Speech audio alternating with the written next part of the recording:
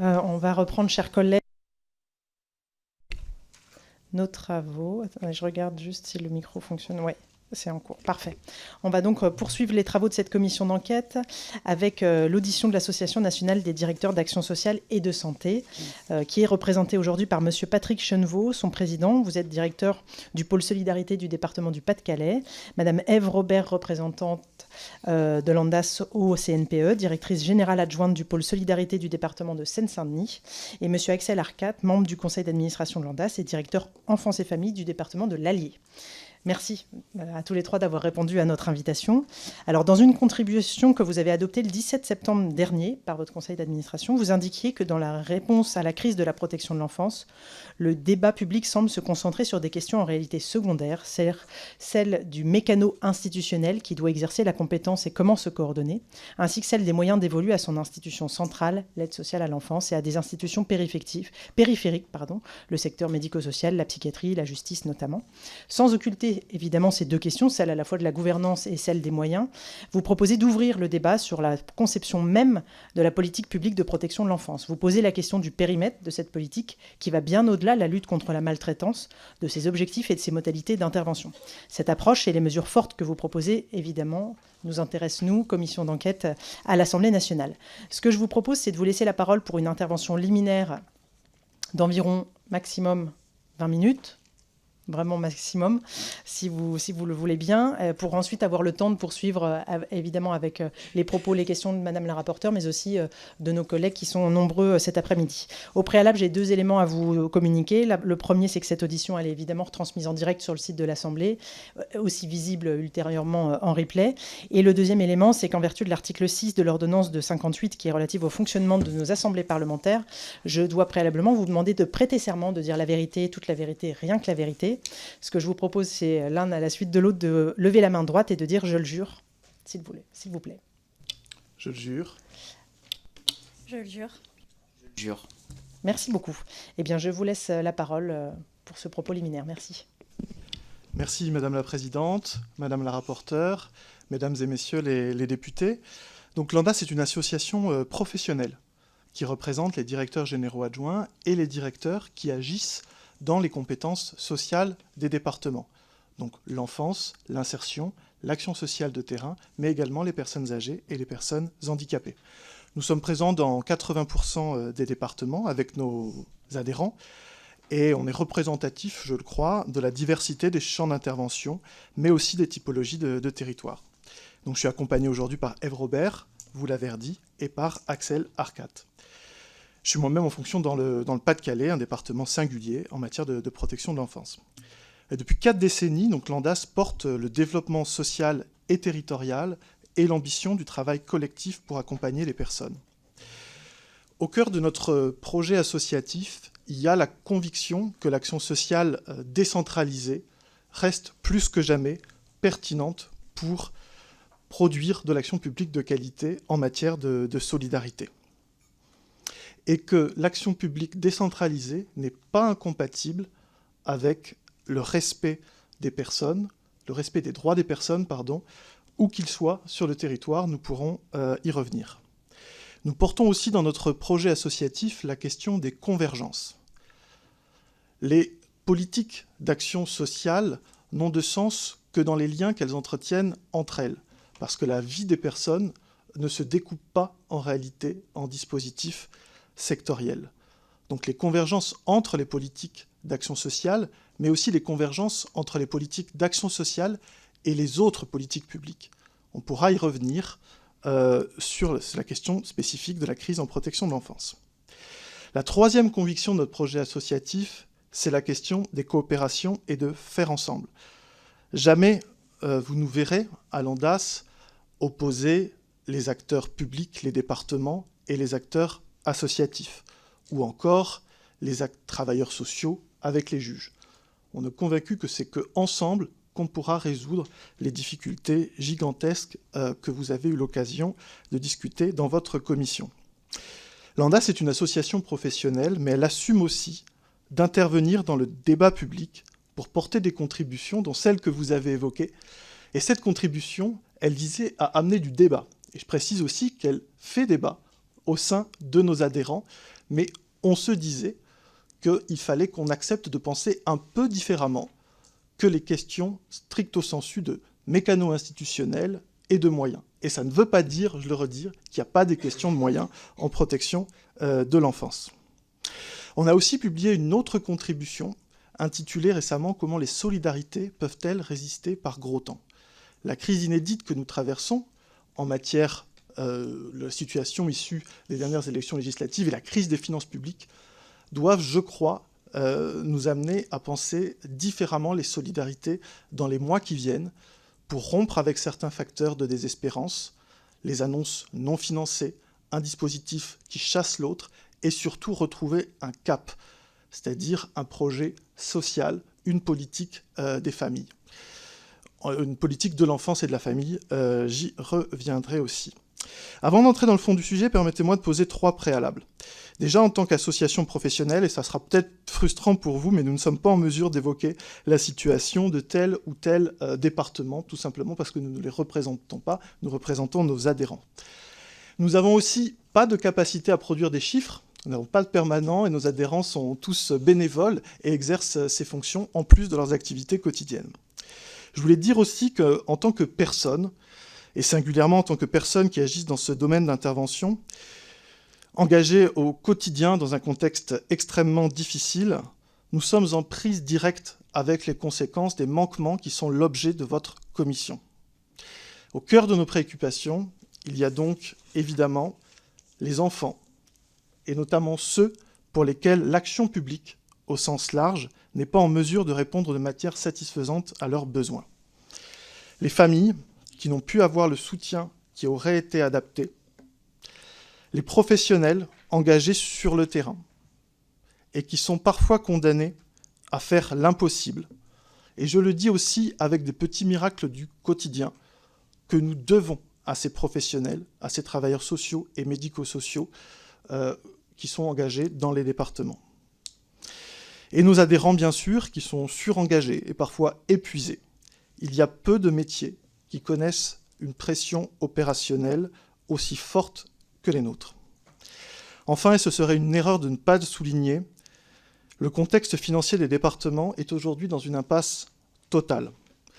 Ces 3 dernières années, les départements ont mobilisé des moyens considérables pour répondre à la crise de la protection de l'enfance, sans pour autant parvenir à un résultat totalement satisfaisant. 30% d'augmentation du budget de l'aide sociale à l'enfance en 3 ans pour la plupart des départements. Aujourd'hui, les conséquences des décisions du gouvernement et celles que la représentation nationale pourra adapter risquent de mettre gravement en difficulté cette dynamique qui seule, je crois, aujourd'hui, a permis de limiter les impacts de la crise que nous connaissons. Nous sommes dans une crise systémique. Il ne suffira pas de tirer le fil de la bonne solution qui nous amènerait à la pelote d'une résolution de toutes les difficultés. Il ne suffira pas non plus de désigner, je crois, des coupables ou des responsables, avec le risque parfois de mettre la tête sous l'eau à ceux qui sont le dernier rempart pour tenir la boutique. Les acteurs de terrain donc n'attendent pas de nouvelles instances, de nouveaux dispositifs, de nouvelles obligations procédurales, d'annonces non financées ou de sursauts après chaque drame. Nous appelons de nos vœux un projet cohérent pour cette politique publique, pour l'enfance et pour la famille, et que la protection de l'enfance cesse d'être la voiture balai de l'échec des différentes politiques publiques. C'est pour nous l'enjeu, et nous allons y revenir. Je passe la parole à Ève. Merci. J'aimerais, en prolongement des propos tenus par mon collègue, insister tout d'abord sur l'importance de conserver une vision large de la politique de protection de l'enfance, qu'on réduit trop souvent à la seule question de l'aide sociale à l'enfance. En réalité, et c'est une évidence pour les institutions départementales dont nous sommes membres, les missions de l'ASE sont aujourd'hui sur le terrain étroitement imbriquées avec le travail social de proximité, la polyvalence de secteur, et avec les missions de suivi péri et postnatal, de soutien à la parentalité, qui sont exercées par les services de protection maternelle et infantile, qui connaissent eux-mêmes d'ailleurs leurs propres difficultés, dont on parle, à mon sens, trop peu dans les débats sur la protection de l'enfance. Plus largement, il nous semble que la crise que traverse la protection de l'enfance aujourd'hui reflète en partie la manière dont elle est devenue le réceptacle des difficultés, des dysfonctionnements et des échecs des autres institutions et des autres politiques publiques. Évidemment, c'est le cas de la crise que traversent aujourd'hui les services de pédopsychiatrie et la pédopsychiatrie de secteur. C'est aussi le cas, et c'est un sujet qui tient particulièrement à cœur de l'ANDAS, du déficit de place en matière de handicap de l'enfant, et notamment de solutions intensives adaptées aux handicaps les plus lourds et aux familles les plus fragiles. C'est le cas aussi, il me semble, des fragilités de l'éducation nationale, de l'insuffisance prise en compte des questions de soutien à la parentalité dans les politiques de droit commun et notamment dans les politiques de la branche famille. On a le sentiment aujourd'hui que beaucoup de situations, et c'était tout le sens de notre contribution, arrivent à l'aide sociale à l'enfance par incapacité d'autres institutions, d'institutions de droit commun, à les accueillir et à les prendre en charge d'une manière adaptée.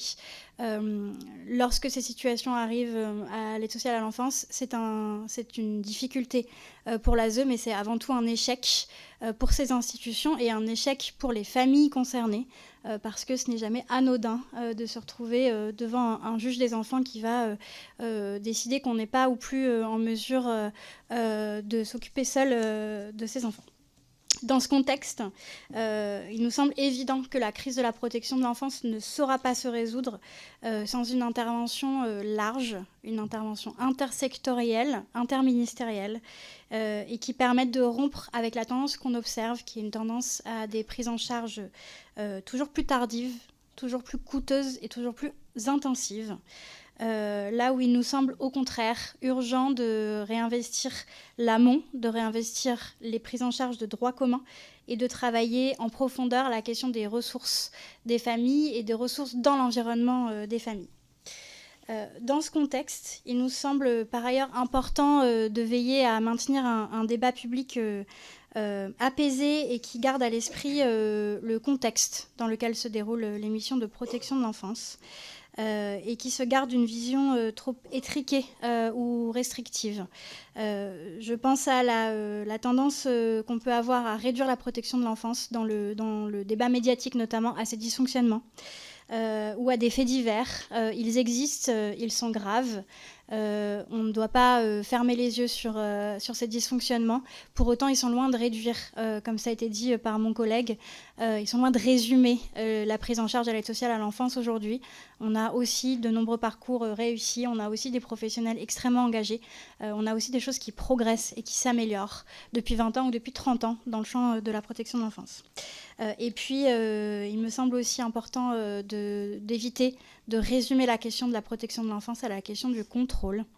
Bien sûr, c'est essentiel de mieux contrôler la manière dont les enfants sont accueillis, les lieux d'accueil, qu'il s'agisse d'établissements, qu'il s'agisse de l'accueil familial. Les départements se sont notoirement beaucoup investi ces dernières années pour faire progresser les dispositifs d'alerte, les dispositifs de suivi, d'agrément, d'inspection, contrôle, avec encore des fragilités, j'imagine que nous y reviendrons. Mais pour autant, la qualité en protection de l'enfance, ce n'est pas juste l'absence de dysfonctionnement, ce n'est pas juste l'absence de maltraitance. Il nous semble important de défendre une vision plus ambitieuse de ce qu'est la qualité d'une prise en charge en protection de l'enfance et de revenir à une vision large qui place l'enfant dans son environnement. Je passe la parole à mon collègue Axel Arcat. Alors, mon propos, il va d'abord être sur le... Non, c'est bon ? D'accord.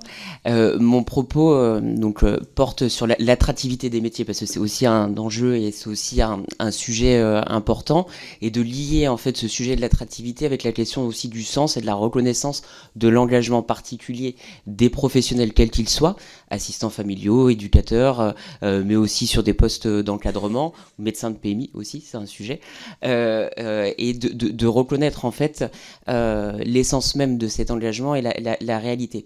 Donc sur l'attractivité, il y a eu différentes mesures et chantiers qui ont été conduits, mais on voit bien que la réflexion elle est beaucoup plus large que celle des revalorisations salariales. Elle est aussi sur cette reconnaissance. Alors il y a plusieurs leviers de reconnaissance. Il y a celle de la notion de pluridisciplinarité et d'inscription dans une équipe. Je pense par exemple au métier d'assistant familial où ça c'est c'est une des remontées de terrain qui est importante, celle de la demande des assistants familiaux d'être reconnus comme étant des professionnels et des travailleurs sociaux et d'être associés dans les différentes instances et réunions au contact et de concert avec les autres travailleurs sociaux, sachant que les études le montrent, on a une évolution des profils d'assistants familiaux, il y a beaucoup de parcours de reconversion professionnelle, donc de personnes qui ont connu des métiers, des postes antérieurs, que ce soit dans le secteur privé ou dans le secteur public, et il y a la question aussi fondamentale du sens. Donc sur le sens, il y a eu des avancées, et je pense que c'est important aussi, et c'était aussi notre volonté de s'arrêter sur notamment sur la loi Taquet, et ce que la loi Taquet a permis sur les différents territoires en termes de réflexion.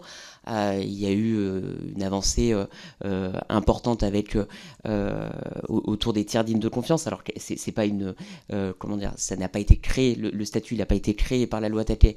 Pour autant, les départements ont été incités et invités à avoir cette réflexion de manière systématique et à aussi réfléchir à la manière à avoir une réflexion, conduire une réflexion autour du statut du tiers digne de confiance. Il y a aussi tout le chantier autour de l'autonomie des jeunes. La loi Taquet elle a permis des avancées considérables avec le droit au retour, parce que nous, dans la pratique et dans la réalité, on a des jeunes qui, à 18 ans, ne veulent pas avoir de contrat jeune majeur, mais qui à 18 ans et demi, 19 ans, se rendent compte qu'ils ont besoin d'un accompagnement, et le droit au retour permis par la loi Taquet constitue effectivement un progrès très important, et la jurisprudence du Conseil d'État permet également d'harmoniser les pratiques entre les départements en la matière.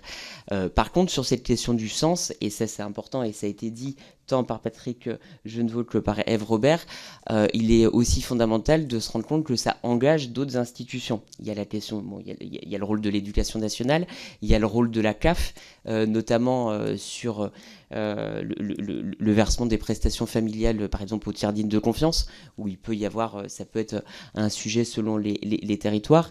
Il y a celle aussi sur l'autonomie des jeunes, j'en ai parlé, par exemple si on parle des mineurs non accompagnés, enfin des jeunes majeurs qui ont été accueillis en tant que mineurs non accompagnés, il y a des disparités sur les délais d'instruction des demandes de titre de séjour, alors que souvent ce sont des jeunes qui ont quand même la volonté de s'intégrer et de réussir leur projet, et effectivement la longueur de ces procédures peut derrière obérer leur choix, voire démotiver. Donc c'est important aussi de l'avoir en tête. Et dernièrement, alors c'est une question, enfin en tout cas c'est un sujet qui nous qu'on constate aussi sur le terrain, sur certains statuts, il y a une nécessité de pousser et d'aller jusqu'au bout du statut. Je pense par exemple à un exemple précis, celui des pupilles. Par exemple, l'allocation de rentrée scolaire, elle est consignée pour les jeunes confiés, en fait, sous protection judiciaire, mais pas pour les pupilles. Donc ça montre que quand même, si on parle, il faut avoir en tête que en protection de l'enfance, il y a différents statuts juridiques, et il y a la nécessité effectivement d'aller au bout aussi de chaque statut, et de défendre les droits des enfants jusqu'au bout en fonction, selon ces différents statuts. Bien. Madame la Présidente, vous l'avez compris, et puis on va passer aux questions, j'imagine, entre des ajustements de la vie quotidienne qui peuvent simplifier la réalité des enfants et la question plus globale du périmètre de la politique publique et du sens qu'on peut y retrouver pour les années qui viennent. On a hâte de répondre à vos questions. Merci à tous les trois. Je vais passer la parole à Madame la rapporteure et puis ensuite à nos collègues députés. Donc bonjour, merci beaucoup déjà pour le propos. J'ai lu évidemment le document et cette invitation au débat, ça tombe bien puisque du coup c'est l'objet. Si j'ai souhaité que ça s'appelle cette commission d'enquête, on aurait pu trouver beaucoup de termes. Les manquements des politiques publiques, pour moi, avaient du sens puisque du coup nous sommes en effet à la croisée de toutes les politiques publiques dans un écosystème. Et je dis souvent que l'État est le premier parent défaillant. Donc ça augure évidemment de débats autour des questions, on le sait, de la justice, des moyens, de l'éducation nationale, de la santé scolaire, de la santé en général, de la pédopsychiatrie, de l'accompagnement, y compris dans le droit commun, sur une politique, comme vous l'avez dit, qui amène à avoir l'enfant dans la globalité de ces problématiques, y compris familiales, et qui nécessite une réflexion plus large que simplement la protection de l'enfance. Pour autant, il y a en protection de l'enfance aussi des modèles à faire évoluer au sens des directions que vous avez. Et du coup, je voudrais vous poser plusieurs questions. La première, c'est que je m'intéresse beaucoup en fait dans la compréhension des dysfonctionnements à l'historique de la protection de l'enfance. Je pense que c'est une des clés d'entrée de la compréhension du sujet. Donc je voulais savoir, pour vous, du coup, pensez-vous que la problématique majeure de la répartition qui a été faite en 1983, au moment de la décentralisation, la répartition des compétences, elle s'est faite par thème d'action. Ce thème d'action s'est trouvé à savoir le social allant au département et le sanitaire restant à l'État. Je pense que c'est une des premières erreurs de fond. Je pense que concernant la protection de l'enfance, qui est corrélée évidemment à sa santé, et on le sait à travers... ça a permis à l'État, en tout cas, de se désengager très régulièrement et de ne pas mener les politiques publiques, ce qu'on appelle en santé sociale, qu'on trouve dans d'autres pays, où le social n'est pas décoloré de la santé. Et on le voit, y compris avec, vous l'avez dit tout à l'heure, avec évidemment la faiblesse de la santé scolaire et des établissements médico-sociaux qui du coup se permettent de refuser à travers, je sais, dans votre quotidien, pour les directions des DPEJ, en tout cas de la protection de l'enfance, le temps passé à accepter auprès d'un directeur un enfant qui a besoin d'un IME ou d'un ITEP, et on le refuse tout simplement parce qu'ils ont pouvoir de le refuser. Alors qu'il faudrait évidemment que cet enfant soit pris dans de meilleures conditions, qui passent évidemment par des adaptations dans le cadre du champ du handicap, et qu'il soit accompagné de la meilleure manière, ce qui amène parfois des enfants à être très en difficulté dans leur prise en charge et posant évidemment des problématiques en corollaire avec les professionnels. Parfois des coûts budgétaires colossaux en matière de handicap qui relèvent de la protection de l'enfance, qui ne devraient pas être financés par le budget de la protection de l'enfance, tout simplement. Mais par ailleurs, vous représentez quand même la direction des affaires sociales, globalement de la protection de l'enfance. Donc, j'aurais quelques questions, évidemment, à vous poser au travers de ces sujets. Donc, la première, je vous l'ai évoqué, le côté historique. La deuxième chose, quand la décentralisation s'est faite, à l'époque des DAS, il y avait déjà de manière territoriale un fonctionnement avec des associations qui étaient en charge d'accompagner les enfants. Le transfert de compétences se fait vers le département, mais pas sur les associations qui, elles, ne changent pas. Elles changent juste d'interlocuteur. Et si je vous dis ça, c'est que ça a un corollaire, y compris avec le regard que nous avons 40 ans plus tard, sur la prise en charge d'un enfant et comment on peut l'accompagner. Des associations qui ont un bâti qui a 80 ans ou 70 ans, avec des bâtis de 70 places, voire de 100 places, ce n'est plus adapté du tout à la conception de ce que l'on veut pour des enfants qui ont besoin de grandir dans des unités, des petites unités familiales. Et du coup, en corollaire, il faudrait bien évidemment que les départements, vous avez la charge de cette direction, puisse porter avec les associations des transformations majeures du bâti qui accueille les enfants. Parce que les contrôles, depuis des années, quand ils existent, ils se font sur l'aspect financier de l'argent public. Rarement sur la qualité, et si vous le faites, tant mieux, mais sur la qualité, trouvez-moi des ETP, en tout cas, je n'ai pas la notion, des ETP spécialisés sur le contrôle de qualité. Honnêtement, je vous dis, j'aimerais bien connaître le chiffre à l'échelle nationale parce qu'il est forcément très faible. Et si je vous dis ça, c'est que c'est hyper important de regarder objectivement aujourd'hui comment les enfants sont accueillis. Et je crois que, tout d'abord, je suis surprise d'une chose historiquement. C'est que la représentation de l'ANDAS, depuis qu'elle est créée, mais je le dis pour vous, mais je le dis aussi aux associations, y compris aux grandes confédérations d'organisations. La lutte pour les normes est un débat aujourd'hui. Ça ne l'a pas été, et croyez-moi que j'ai l'expérience, depuis des années, ce n'était pas porté, ce n'était pas demandé, alors que c'est le seul secteur qui ne bénéficie pas de normes. Comment c'est possible qu'on n'ait jamais pensé que les enfants, et donc les professionnels aussi, parce que quand il y a des normes, il y a plus de professionnels, donc y compris professionnellement, on est mieux dans son emploi quand on peut avoir des tâches qui ne sont pas toutes dans l'urgence parce qu'on n'a pas de temps pour les enfants. Donc ça, c'est la première chose. On n'a pas de normes, mais le décret de 1974 n'a jamais été évoqué, et c'était les seules normes qui existaient en protection de l'enfance, et c'est les normes sur les pouponnières, qui sont là aussi, ça fait plus de 15 ans que les neurosciences ont amené une réflexion autour du développement de l'enfant. La loi de 2016 a consacré de manière évidemment importante les besoins fondamentaux des enfants qui font unanimité sur son besoin sécure de bien grandir. Le décret de 74, même dans la loi de 2016, n'avait été demandé par personne.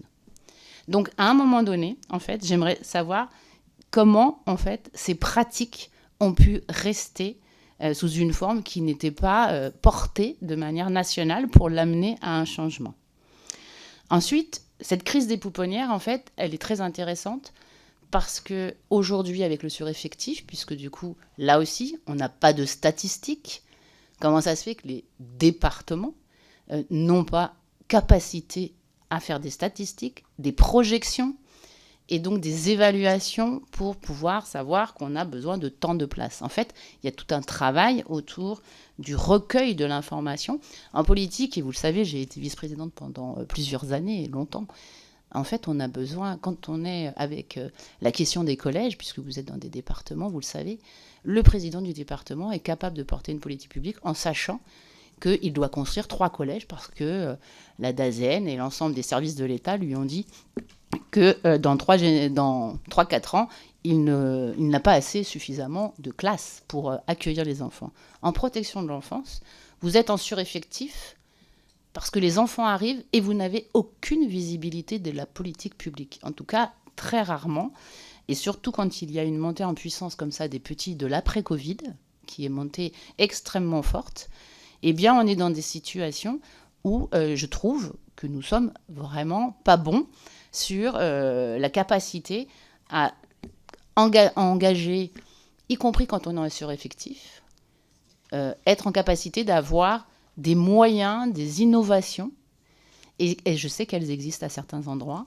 Et pourquoi, au sein, par exemple, de l'ANDAS, ces innovations qui permettent à des enfants liés à des situations de sureffectif d'être en capacité justement de trouver des solutions, parce qu'un département a été innovant et trouve des solutions, comment ça se fait qu'on n'arrive pas à irriguer l'ensemble des territoires à travers, évidemment, les bonnes pratiques, puisqu'il est hors de question que je tienne un discours qui ne soit pas à la hauteur des enjeux et des politiques que vous essayez de mener avec vos vice-présidents ou présidents de département. Mais en tout cas, il est évident qu'à un moment donné, ça doit irriguer l'ensemble des départements. Donc je m'étonne, en fait, qu'on n'y arrive pas. Le projet, en fait, sur les crises des pouponnières, je voulais simplement aussi vous dire que sur le fond, c'est une réflexion clinique qu'il faut qu'on ait. C'est absolument, ça fait 20 ans, il y a plusieurs pays, ils n'ont plus de pouponnières. Le collectif n'est pas bon pour les enfants. Et donc, du coup, il y a peut-être aussi des sujets, comme vous nous invitiez au débat plus large, à regarder de manière comment on peut accueillir mieux les enfants. Ensuite, pour finir, harmoniser les pratiques, ça me semble essentiel et je voudrais savoir comment vous arrivez à irriguer à travers l'ANDAS des bonnes pratiques dans l'ensemble des départements. Et on sait que les inégalités de territoire sont l'une des problématiques aussi majeures de la prise en charge des enfants. Donc comment, entre directeurs et directrices, vous arrivez à échanger pour pouvoir partager ces bonnes pratiques? Les statistiques, je l'ai dit, il y a un logiciel pour lequel il y a y compris des articles de presse, donc il y a des problématiques qui vont devoir se régler parce que ça ne peut plus continuer à ce que l'ensemble de ce secteur ne soit pas analysé de bonne manière, y compris la manière dont on rentre les données pour les enfants. En fait, ces données, nous en avons besoin pour porter des politiques publiques. Le pécule de la loi de 2016, comment ça se fait que cette avancée sociale pour les enfants jeunes sortants, n'est pas prise à la Caisse des dépôts, qui aujourd'hui a un petit pactole, comme on dit. Comment ça se fait que les départements ne sont pas en capacité d'accompagner, je ne dis pas que c'est facile, mais d'accompagner le droit de ces jeunes à avoir un dispositif qui a été pensé et fait pour eux? Et qu'est-ce qui bloque? Parce qu'en fait, comme je vais recevoir aussi dans les auditions par la suite la Caisse des dépôts, c'est intéressant que je sache pourquoi il y a ce problème, comment on y répond, et la Caisse des dépôts devra aussi m'expliquer. Mais il risque de me dire que c'est les départements. Et donc, en fait, moi, j'aimerais qu'on arrête le côté c'est l'État, c'est les départements, c'est la Caisse des dépôts, c'est les départements. Il y a un moment, en fait, la commission d'enquête, elle est là pour poser les problèmes, aussi les bonnes pratiques, et qu'on puisse essayer de trouver le chemin. Vous nous invitez au débat plus large. Oui, il faut le débat plus large, mais il ne faut pas passer à côté des sujets sur lesquels on a peu bougé depuis des années. Après, dans les bonnes pratiques, je voudrais simplement vous dire, il y a beaucoup de bonnes pratiques. Ces bonnes pratiques, elles doivent être valorisées. Et est-ce qu'il existe un lieu de partage, qui est donc l'ANDAS, j'imagine, mais pas que, mais pour lequel vous invitez, ou plus que inviter, vos collègues à les mettre en place? Et qu'est-ce qui bloque pour que ça ne se mette pas en place? Je prends l'exemple des hôtels. Tout le monde ne met pas les enfants à l'hôtel. Tout le monde n'a pas le Pas-de-Calais. Vous disiez que vous étiez du Pas-de-Calais. On est à plus de 20 000 enfants. Donc, qu'il y ait des problématiques d'accueil, c'est majeur. En fait, il y a 5 départements de France qui accueillent plus de 15 000 enfants. Est-ce que l'analyse territoriale est faite? Est-ce qu'on sait qu'est-ce qui pose problème sur... alors, vous l'avez dit, c'est certainement, évidemment, global à différentes politiques publiques, à la pauvreté et à différentes problématiques et données. Mais est-ce que vous travaillez avec des chercheurs pour comprendre ce qui se passe dans votre territoire quand on est dans le Nord et qu'on est à 22 000 enfants, alors que d'autres départements, bien sûr, plus petits, donc les tailles, parfois, même si le chiffre est de 300 enfants accueillis, peut être très important par rapport à la taille du territoire. Mais en tout cas, il y a une problématique territoriale qui naît, à mon avis, qui a nécessité d'être beaucoup plus pensée. Et je voulais finir sur quelque chose qui, là aussi, de mon expérience, mais aussi en tant que parlementaire, il y a une difficulté dans l'approche que nous avons auprès des familles. La loi de 2007 consacrait évidemment la famille comme étant d'ailleurs trop au milieu de la protection de l'enfance. Donc on a, dans la loi de 2016, cherché à replacer l'enfant comme un sujet de droit et qu'il puisse être en capacité d'être regardé, y compris par la justice, comme un enfant qui est accompagné du coup de meilleure manière. Pour autant, nous ne sommes pas bons en France sur l'accompagnement avec les familles. Il y a d'autres modèles qui existent. Les familles sont dans une difficulté qui est souvent majeure. Il y a des exemples que j'ai pu voir, y compris, je vous donne un exemple au Québec, où il y avait, avec les changements de saison, toutes les familles viennent, évidemment, sauf les enfants qui sont au secret, mais ils avaient un rôle important à ce moment-là. Il y a des changements dans le foyer pour qu'on change les affaires d'été, etc. Les familles participent, en fait, avec un lien de proximité au placement de leur enfant. Et donc, quand il y a des retours vers les familles, ce qui est le sens de la protection de l'enfance, il y a des liens qui se sont quand même créés, des rituels où les enfants sont amenés. Moi, je ne l'ai jamais vu en 12 12 ans de vice-présidente à la protection de l'enfance, je vous le dis, je n'ai jamais vu les familles venir changer les armoires, participer à la vie de leur enfant. Et je pense que pourtant le Val-de-Marne, avec Michel Créoff, faisait partie des départements, et Chantal Rimbaud, qui étaient innovants. Mais ce n'était pas dans la manière d'appréhender cette question de la famille. Voilà, donc je profite, donc j'étais un peu plus longue que d'habitude pour mes questions, parce que sur le fond, j'ai besoin absolument, parce que vous êtes là, parce qu'on est en commission d'enquête, de vraiment, il faut qu'on pousse les murs, qu'on regarde les choses telles qu'elles sont et qu'on essaye collectivement d'y répondre. En effet, vous nous avez invité à un débat plus large, je le considère en effet plus large, mais il y a une responsabilité dans nos pratiques qu'il faut qu'on sache mettre en phase de réflexion et de changement profond. Je vous laisse peut-être répondre et puis ensuite on prendra les questions des autres parlementaires. Merci Madame la Présidente, Madame la rapporteure. Vous évoquez des questions qui sont effectivement des points durs aujourd'hui de nos métiers et sur lesquels je pense que à la fois les départements et l'État ont un rôle à jouer pour les résoudre. Je vais en prendre deux très rapidement, celle des données et du pilotage. Oui, nous avons aujourd'hui des données de pilotage dans nos départements.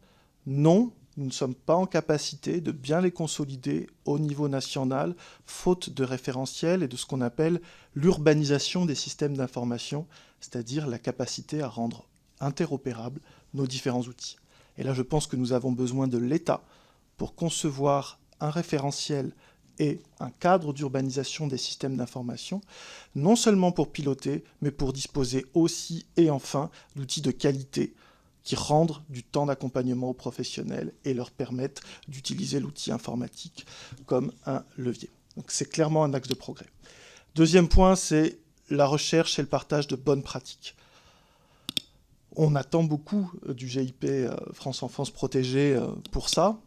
L'ANDA, c'est aujourd'hui un cadre informel d'échange et on l'utilise souvent. Je vais vous prendre un exemple. On avait encore ce matin même un fil de discussion pour partager nos stratégies sur la question des tiers dignes de confiance et de comment on mobilise une stratégie de repérage, d'accompagnement, de soutien aux tiers dignes de confiance pour pouvoir promouvoir cet accueil dont on est convaincu qu'il est une partie de la réponse. Aujourd'hui, c'est trop informel.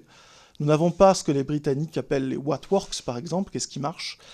Nous n'avons pas de connexion suffisante au monde de la recherche. Il y a des études rigoureuses sur, par exemple, l'utilité, la pertinence, dans un certain nombre de cas, des droits de visite médiatisés. C'est aujourd'hui une question sur laquelle nos voisins européens s'interrogent. À l'ANDAS, nous, on a la chance aussi d'être adhérents à ce qu'on appelle European Social Network, qui nous permet de nous ouvrir aux autres pays, nous rendre compte aussi modestement que les difficultés qu'on rencontre sont celles des autres pays européens. Je laisserai les collègues répondre sur les autres questions. J'ai juste la question de l'histoire. Effectivement, c'est très important de dézoomer et de regarder un peu l'histoire de la protection de l'enfance, aussi pour se rendre compte qu'on a fait des progrès en la matière, que la question du repérage, que la qualité d'accompagnement sont meilleurs que dans les livres de Jean Genet, par exemple, sur la protection de l'enfance, heureusement.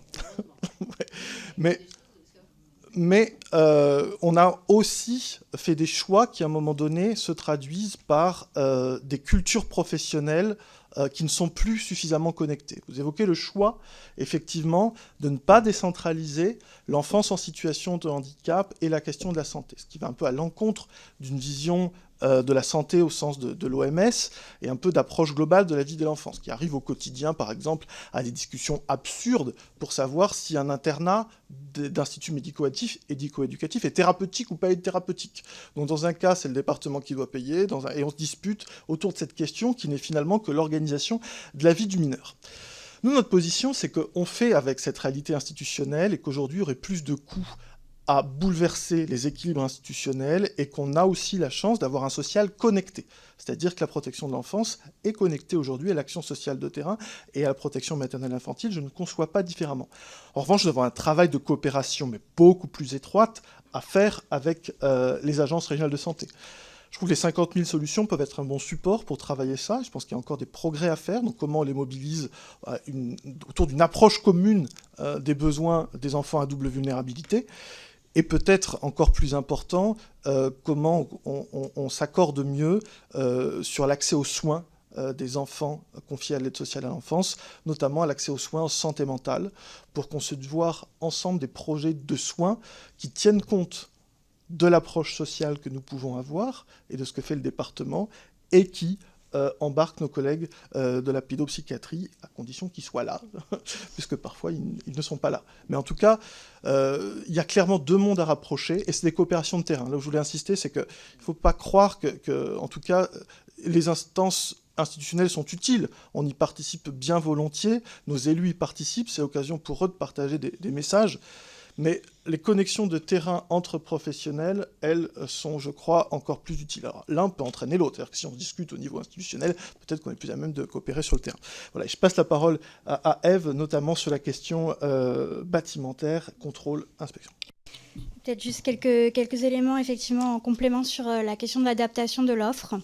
On a dû adapter l'offre de prise en charge en protection de l'enfance rapidement et à un grand nombre de phénomènes qui se sont déroulés de manière finalement assez simultanée au cours de ces dernières années.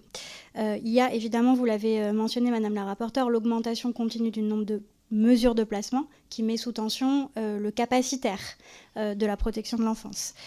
Il y a également l'érosion continue du nombre d'assistants familiaux dans la quasi-totalité des départements qui induit un déport des prises en charge contraints par les capacités et pas guidés par les besoins des enfants vers des places en établissement qu'il nous faut réussir à faire sortir de terre, à construire. Et puis, il y a les évolutions dans les profils et dans les attentes. Je pense à la disposition de la loi Taquet qui nous demande de conserver autant que possible les fratries ensemble, et c'est une très bonne chose, mais ça induit des transformations de l'offre, là où notre offre était organisée beaucoup par groupe d'âge, vers des fonctionnements par groupe fratrie, qui induisent des changements bâtimentaires, mais pas que. Je pense aussi, vous l'avez mentionné, à l'évolution d'une conception peut-être un peu plus hospitalière il y a 50 ans vers un monde de petites unités de vie qui a des implications aussi à la fois bâtimentaires et sur le plan des pratiques. Et puis je pense aussi, mais on pourrait donner de nombreux autres exemples, à l'évolution dans les classes d'âge, puisque ce qui est frappant quand on regarde les données de l'adresse, c'est la plus forte proportion de jeunes majeurs et de grands adolescents dans les jeunes confiés à la protection de l'enfance. Je préfère le terme accueilli que placé. Et on voit bien que c'est lié notamment aux flux migratoires, mais pas uniquement. Tous ces sujets-là, il nous faut effectivement adapter l'offre. Et l'adapter, c'est effectivement parfois faire évoluer les implantations et les bâtiments dans lesquels se déroulent ces activités, mais c'est aussi beaucoup faire évoluer les pratiques éducatives, les projets d'établissement. Je ne suis pas convaincue que le caractère délégué au monde associatif d'une grande partie de ces activités soit un frein à l'adaptation. On voit bien que les foyers publics ont au moins tout autant de difficultés à s'adapter à ces enjeux, à ces évolutions que le secteur associatif. En revanche, c'est absolument évident qu'on doit réussir à passer dans la relation à ces gestionnaires associatifs d'une posture de tutelle à une posture d'accompagnement et de dialogue autour des enjeux de qualité. Il me semble que les départements sur ce sujet ont fait de très importants progrès depuis 4 ou 5 ans. On a déployé des équipes d'inspection-contrôle qui ne font pas que la tarification, c'est-à-dire le contrôle de l'usage de l'argent public, qui vont sur place. Nous n'avons pas évidemment de données consolidées sur le nombre d'ETP représentés. Patrick l'a dit, ce n'est pas la vocation de l'ANDAS que de consolider ce type de données, mais pour vous donner un exemple, dans mon département, c'est quand même 4 équivalents temps plein qui sont dédiés à l'inspection contrôle des ESMS enfance et qui vont sur place. Il me semble qu'on a 2 facteurs qui nous poussent et qui poussent aussi les gestionnaires associatifs à s'adapter et à ce travail et cette réflexion-là sur la qualité des prises en charge. La première, c'est les difficultés de recrutement. Elles sont un énorme défi pour nous tous, ça a été dit, mais elles nous conduisent aussi... On voit bien qu'aujourd'hui, les travailleurs sociaux, si vous me permettez cette expression, ils votent avec leurs pieds. Les secteurs qui ont le plus de mal à recruter, ce sont les secteurs où le projet éducatif et organisationnel est le moins qualitatif, le moins adapté, le moins moderne. Et il me semble que ça nous pousse toutes et toutes, gestionnaires associatifs, gestionnaires publics, à bien réfléchir aussi la qualité des prises en charge. Et l'autre aspect, et il me semble absolument central, c'est les progrès très importants qui ont été faits ces dernières années dans le recueil de la parole des jeunes et des enfants. Parce qu'on voit bien que ce dont nous parlent les jeunes, quand on les interroge, c'est rarement de gouvernance. C'est très souvent de questions très concrètes qui sont pour eux au cœur de la qualité de prise en charge. C'est des questions d'alimentation, c'est des questions de respect de leur intimité, c'est des questions de vie affective et sexuelle, c'est des questions de discrimination, de normalité aussi dans leur vie quotidienne. Est-ce qu'on peut ou pas organiser un goûter d'anniversaire dans un foyer de protection de l'enfance ? C'est un sujet qui n'était pas du tout sur le radar des autorités publiques en matière de protection de l'enfance jusqu'à ce que les enfants nous en parlent, et c'est central pour les enfants. Et sur ces sujets-là, on voit bien que quand même la multiplication ces dernières années de conseils des jeunes, de conseils de la protection de l'enfance, etc., nous tire, il me semble, vers le haut. En revanche, c'est vrai que cette adaptation, elle est lente. Elle est trop lente aujourd'hui pour différentes raisons qui me semblent tiennent à la fois aux difficultés que les gestionnaires comme les départements peuvent avoir, notamment dans les zones tendues, à trouver les bonnes opportunités foncières et immobilières dans un contexte où, je le rappelle, nous n'avons pas la maîtrise du droit des sols et du droit de l'urbanisme, puisque nous ne sommes pas des communes. Qui tiennent aussi aux difficultés importantes de recrutement qui peuvent fragiliser aussi la capacité. Oui. Pardon. Non. Pardon. Comme on est en commission d'enquête, je me permets de vous couper. Juste, est-ce que vous pouvez préciser, est-ce que c'est parce que les communes refusent le permis de construire ? Non, parce que voilà, c'est important, parce qu'on peut faire des modifications, c'est l'idée de cette commission d'enquête, ou est-ce que c'est pour d'autres raisons ? Mais je pense que la raison, au moment où vous nous l'indiquez, comme elle est importante, j'aimerais avoir le fond, s'il vous plaît. Nous avons des communes qui refusent ou qui menacent de refuser les permis de construire pour la construction d'établissements de protection de l'enfance, quelle que soit d'ailleurs la nature de ces établissements.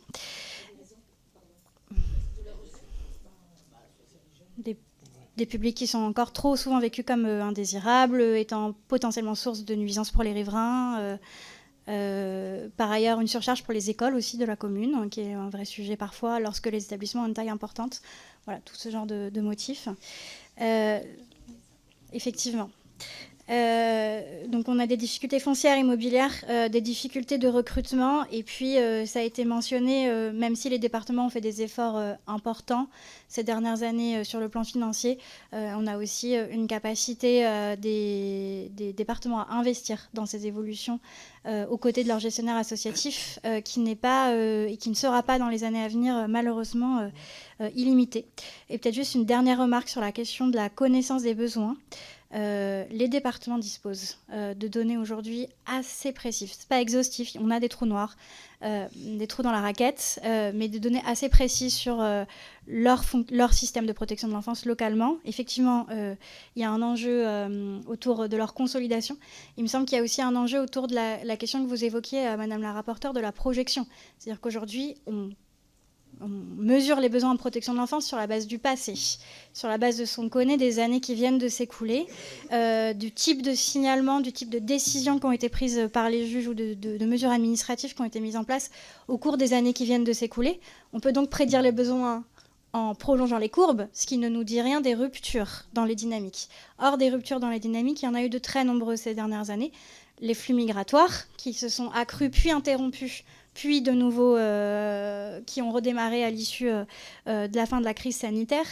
Autre phénomène qu'on n'avait pas forcément vu venir, c'est l'augmentation des placements de tout petits, qui est liée à des facteurs totalement extérieurs aux politiques départementales, enfin en grande partie extérieurs aux politiques départementales. Et donc sur tous ces sujets-là, on a effectivement du mal à anticiper et du mal à projeter les besoins de demain.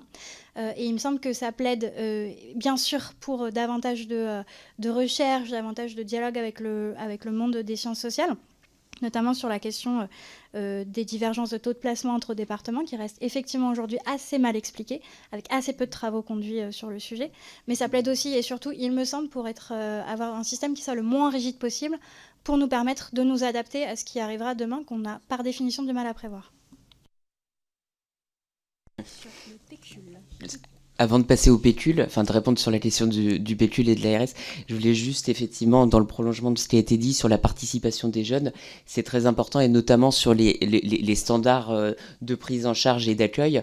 Dans beaucoup de départements, il y a effectivement des instances de recueil de la parole des jeunes et il y a, par exemple, si je prends l'exemple du département de l'Allier, il y a un référentiel donc sur la qualité d'accueil, notamment l'accueil d'urgence, qui est en cours de formalisation et qui associe les jeunes sur leur attente et qui permet aussi, et c'est le but, de bousculer nos pratiques et notre approche, notamment de ces questions d'accueil d'urgence. Sur la question du pécule et de l'allocation de rentrée scolaire, je pense que, alors est-ce que je me permets de le rappeler, le process, avant que ça passe à la Caisse des dépôts et consignations, c'est la CAF qui en fait consigne chaque année le montant sur la base des informations transmises par les départements. Donc je pense que effectivement, il ne s'agit pas de se renvoyer la balle, il s'agit surtout de remobiliser ce qui a été dit sur les coopérations vertueuses de terrain et donc du coup, effectivement, qu'il y ait une coordination intelligente avec la CAF pour retracer l'information parce qu'en fait la Caisse des dépôts et consignations les sommes et le flux d'informations basculent aux 18 ans de l'enfant, donc en fait voilà, c'est effectivement en amont, et ça je pense que dans beaucoup de départements c'est un sujet qui est d'actualité, sur remobiliser le lien avec la CAF, qui est un partenaire extrêmement important sur énormément de champs, tels que le soutien à la parentalité, sur les politiques familiales, et qui, là, sur la question effectivement de l'allocation de rentrée scolaire, a un rôle déterminant, et c'est pris en compte également par nos partenaires et nos interlocuteurs au niveau des CAF. Donc, mais effectivement, je pense que c'est comme sur beaucoup d'autres sujets, c'est aussi lié, cette question-là, elle est liée aussi au process et à la lourdeur aussi parfois des circuits où il y a un interlocuteur à un moment, typiquement là jusqu'aux 18 ans, et après un autre interlocuteur, une autre institution, en l'occurrence la Caisse des dépôts et consignations, après les 18 ans. Et où là, pour le coup, c'est très compliqué après 18 ans de remonter l'historique. Donc effectivement, ce qu'on invite, et puis ce qui est plutôt de bonne pratique, c'est effectivement à retracer chaque année avec la CAF. C'est une démarche qui est fastidieuse, mais qui consiste effectivement, jeune par jeune, à retracer les montants en fait consignés par la CAF.